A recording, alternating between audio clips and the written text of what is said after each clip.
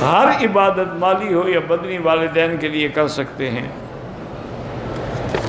قرآن پاک بھی پڑھ کے بخش سکتے ہیں، لیکن کرایہ پر نہ پڑھائیں، آپ خود پڑھیں۔ محمد خالد کی ہمشیرہ کی بینائی چلی، اللہ شفا عطا فرمائے۔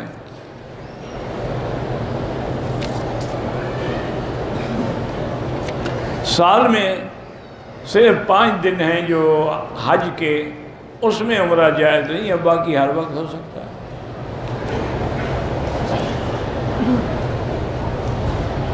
اگر احرام کی حالت میں سوتے ہوئے پاؤں پر کمبل آ گیا کوئی حرج نہیں۔ حج بدل کے لیے ہم آئے، حج کر دیں، بعد میں کسی کے لیے عمرہ کریں، کر سکتے ہیں۔ حلق نہ کرنے کی وجہ سے دم پڑ گیا، پیسے نہیں، جب اللہ پیسے دے تو مکے میں بھیج کے دم کرائیں۔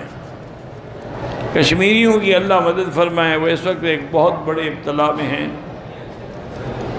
حضور پاک نے رمضان المبارک میں میرے علم کی حد تک خود عمرہ نہیں فرمایا، آپ کے 4 عمرے تھے اور چاروں ذی القعدہ میں تھے، لیکن یہ فرمایا ہے کہ جو رمضان میں عمرہ کرے گا اس کو اللہ ایسے ثواب دیں گے جیسے کہ میرے ساتھ حج کیا ہو۔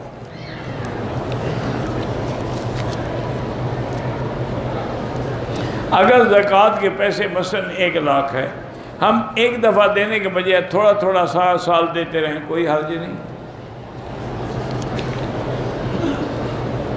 اسلامی بینک سے قرضہ لے سکتے ہیں۔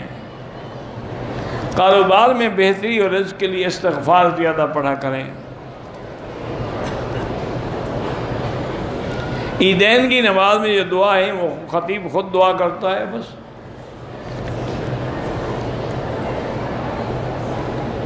اگر ہم طواف کریں، جو بچے ہم پاکستان میں چھوڑ آئے ہیں ان سب کی طرف سے نہیں، ان کی سب کی طرف سے نہیں ہوتا طواف، آپ اپنے لیے کریں، ان کے لیے دعا کریں، اللہ ان کو بھی نصیب کرے۔